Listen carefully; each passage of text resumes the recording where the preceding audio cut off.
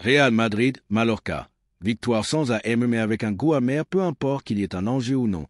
Peu importe qu'on soit au début ou à la fin de la saison. Il y a des choses qui ne changent pas au Real Madrid.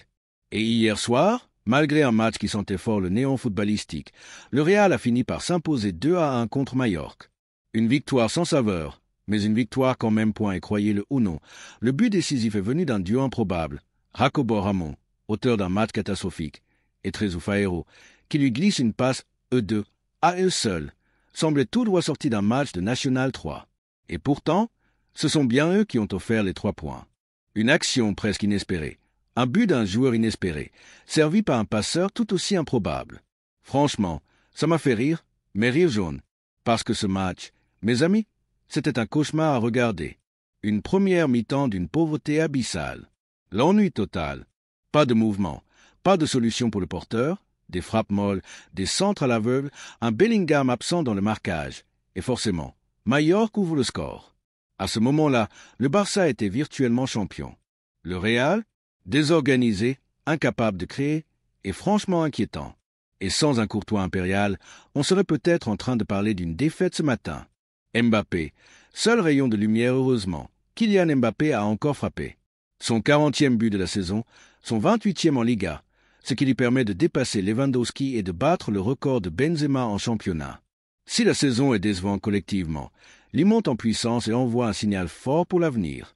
Le mondial des clubs approche, la saison prochaine aussi, et Mbappé semble prêt à tout écraser. Endrick et Arda Güler, soirée mitigée Endrick, discret, imprécis, un face-à-face manqué, rien de marquant. Arda Güler, lui, a tenté, dépasse, des mouvements, quelques coups de pierre étaient bien tirés, mais trop de frappes dévissées, trop peu de danger réel. Modric, encore lui, débloque la situation. À 40 ans, c'est encore Luka Modric qui montre la voie. Une passe laser, un geste de maestro pour servir Mbappé et remettre le Real à hauteur. À son âge, il continue de sauver les meubles là où les plus jeunes déçoivent. Jacobo Ramon.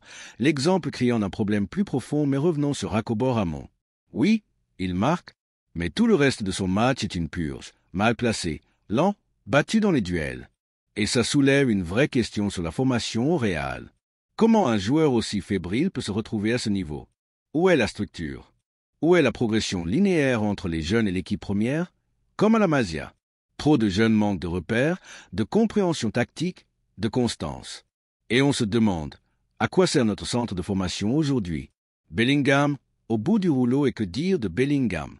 Toujours sur le terrain, toujours volontaire, mais clairement blessé.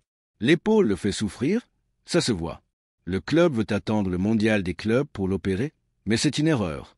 Il faut le faire opérer maintenant, pour qu'il soit prêt pour la saison prochaine. Sinon, c'est la préparation d'été qui sera foutue.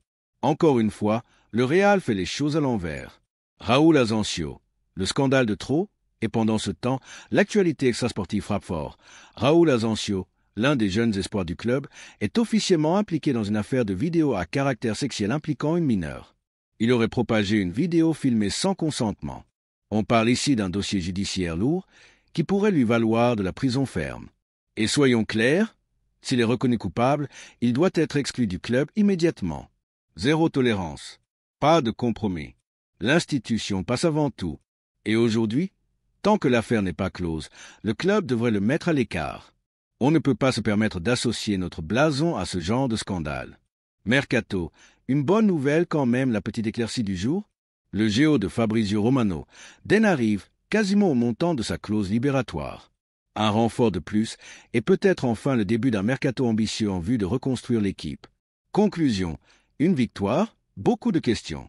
Le Real a gagné, oui, mais dans la douleur, sans éclat, avec une équipe méconnaissable. Le Barça n'est pas encore champion, mais ce n'est qu'une question de jours. Ancelotti va finir la saison dans la souffrance, et nous aussi, visiblement. Le vrai chantier commence dès maintenant, entre les blessés, les jeunes à encadrer, les choix de gestion catastrophique et les affaires judiciaires. Il va falloir du courage pour reconstruire. Voilà pour ce débrief à chaud. Si vous avez kiffé cette analyse franche, sans filtre, n'oubliez pas, likez, commentez, abonnez-vous, et on se retrouve très vite pour d'autres actus autour du Real Madrid, du Barça et de la Liga. Un live arrive très bientôt. Restez branchés. Madridista.